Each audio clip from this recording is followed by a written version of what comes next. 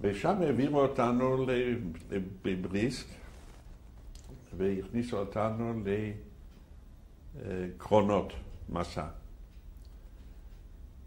ישבנו בקרונות מסע, עד שפתאום הופיע חייל סובייטי, וביקש לבחור מישהו אחראי לקרון, צץ איזשהו שם פולני, וביקש לרשום את הנוכחים, ושוב אמר, סקורו פיידיט דמוי, בקרוב תיסעו הביתה. ואחר כך, לפנות ערב, הביאו לנו אוכל, זה היה כרוב, וחתיכות סוכר, גבישים, כמו אבנים.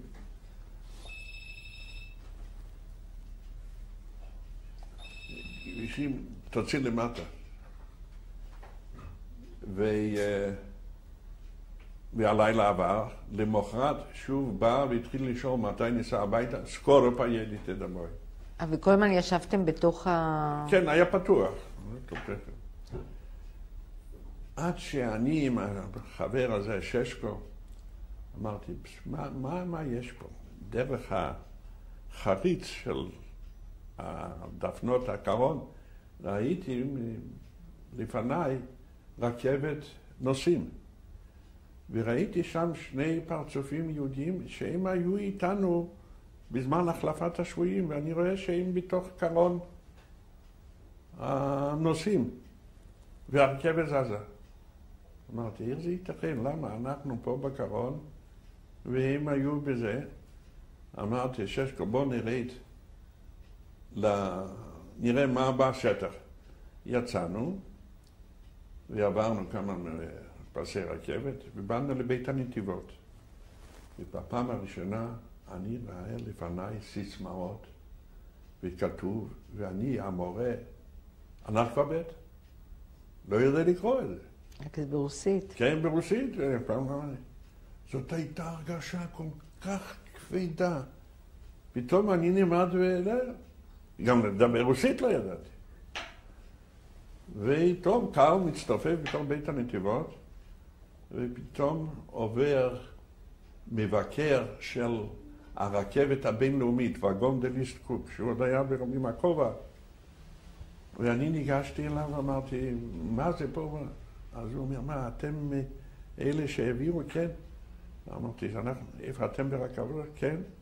אומרים לנו שאנחנו ניסע בקרוב הביתה. אומר, אתם לא תיסעו הביתה, הם יובילו אתכם לרוסיה. אז מה עושים? אז הוא אומר, לאן אתם צריכים? אז אני אמרתי, אני צריך לאזור לידה. אז הוא התחיל להדריך, אמר, תראה, בשעה 4 תבוא רכבת נוסעים שהיא תיסע לברנוביץ'. אתם תנסו לעלות עליה, אמרתי, אבל כרטיסים, הוא אומר, לא צריך, עוד ישנם המבקרים שלנו, הם יראו אתכם במדי צבא, אבל תתחמקו מכיוון שפה מסתובבים החיילות רוסיות, ומגרשים בחזרה לקרונות.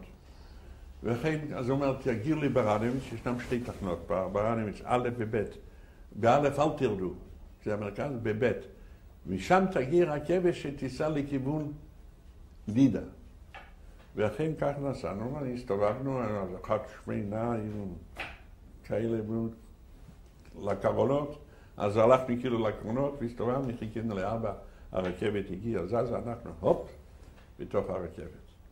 הייתי אז עם זקנצ'יק, ישבנו ואני רואה פתאום יהודים יושבים, שמחים, מדברים, אז לא ידעתי באיזה עולם אנחנו.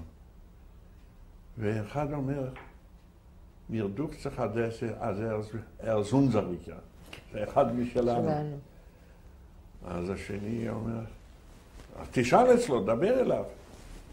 אז הוא אומר, עמכו?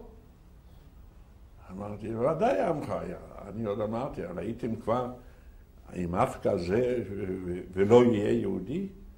אז פתאום אחד אומר, למה אתה שואל אותו שאלות? אתה לא רואה שהוא ודאי רעב, תן לו לאכול. תשמע, הוא הוציא איזושהי סיבוגה מנס. מצד אחד אני הסתכלתי עליה כדי לרבות את עצמי, ומצד שני היה לי חבל לאכול את זה. העיקר, הסתבר, היהודים שרו שירים, והם שמחו שלא הגיעו הגרמנים האלה שהם גישו לצד סובייטית. מה היו הסיסמאות שם בבית הנתיבות? לא יודע. אתה לא יודע, עד היום לא. ידעתי לקרוא. הגעתי לברנוביץ' א', עברתי ובאתי לב', ולמחרת שם פגשתי פליטים, באו, חזרו הבתים, פגשתי שם תלמידה במקרה, היא נתנה לי משהו מרור בדבש. העיקר הגיע אחר כך הרכבת שעלינו ללידה. בלידה המשכתי עד לוורנובה. בוורנובה ירדתי, ושם זה היה פלוסטניק, חצי תחנה, זאת אומרת, הרכבת רק נצלת וממשיכה.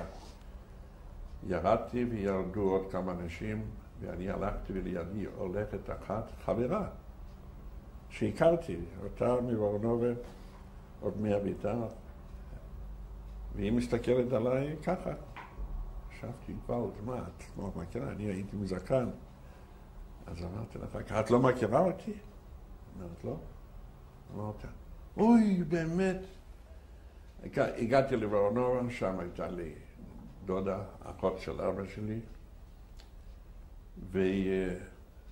ואמרו לי, אתה יודע מה, אנחנו היינו, אתה יודע שפשטה שמועה שאתה נהרגת. איזשהו שגץ, שטען שהוא עמד איתך יחד ליד בחזית, ופגז פגע בעץ, והוא ניצל. השגץ הזה הסתבר שהיה לו שכל, הגיע עד הביתה, בא אליי לאבא, ואמר לאבא שהוא ראה במו עיניו שאני נהרגתי. אני נהרגתי, אז התחילו בתקופה ההיא, כשהשתלטו הסובייטים, אז ב-NKVD התחילו לחקור את כל חברי השומר הצעיר, החלוץ, וכמובן בית"ר. אז כולם טענו דבר אחד, היה פה אחד איצקוביץ', הוא מת. היה פה אחד איצקוביץ' שהוא דיבר והוא נהם והוא העביר אותנו על דתנו וכל פעם התיקים הלכו וגדלו. עד שביום בהיר אחד תבינו איך אומרים כשאם רוצה גם מטאטא יורה. ואז בלילה אחד הגעתי, אבל אני רוצה להקדים קודם כל, כשהגעתי לוורנובה, אז אמרו לי מחר, וידוע שפשטה שמועה שאתה נהרגת, היינו מייעצים לך, צריכים להכין את אבא לקראת בואך. והציעו שיתקשרו בטלפון לדבר עם אבא. התקשרו, תתארו לעצמכם, אני מקבל, שומע את קולו של אבא. ואני שיניתי קצת את הקול, ואמרתי, ihr seid der Tate von Itzkowitz. Ja. אמרתי, ihr bin Achava, euer Sohn lebt. ist in Baranowitsch. Ein Morgen wird kommen.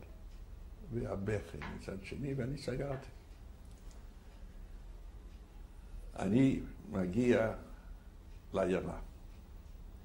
אני בעמדי בוורשה, כשראיתי שאם המלחמה תימשך, אז יבוא גם הקץ עליי, וכפי שאמרתי לפני כן, התחלתי להרע על בדם ואש וכו'. אז חשבתי, אני אהרג פה ולא ידעו אפילו שנהרגתי ואיפה נהרגתי.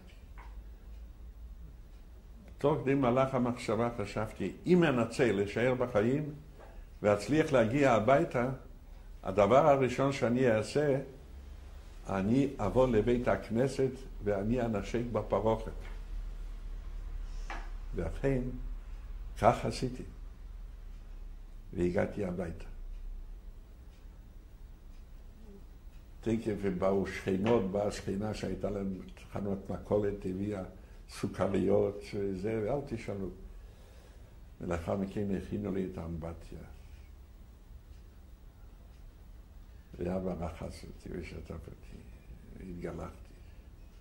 ולמחרת אני מתחיל להתלבש בסלון שלנו, שזה היה עוד מראה מהכנד לתקרה, ואני מחפש עניבה, ובא אחי אליעזר ואומר, בוא זוכסטר, מה אתה מחפש? אמרתי, מחפש עניבה. הוא אומר, אין עניבות, גמרנו.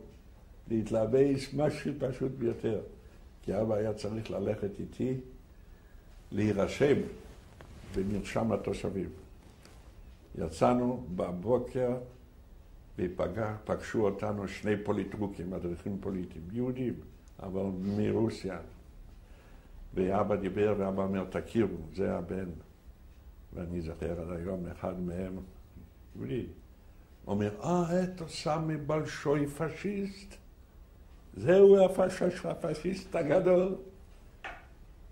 אבא הושם בלבן כאילו ועברו עם מברשת על פניו ועל הלכנו לבית למועצה המקומית ורשמו אותי.